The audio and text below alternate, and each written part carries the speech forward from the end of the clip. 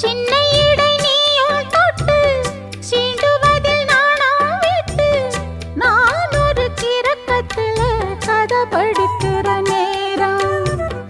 சித்திரம் போல் நீயும் மின்ன சில்மிஷமும் நானும் பண்ண ஆனந்த குளத்தினிலே அலையடிக்கிற காலம்.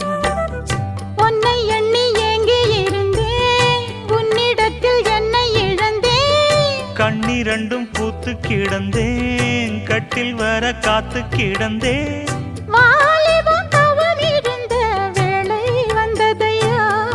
இள மனசு இனி உனத்தான் விடுமோ நடு சாமத்தில சாமந்திப்பூ ஆள சத்துது என் நெஞ்ச உசுப்புது. நல்ல ராத்திரி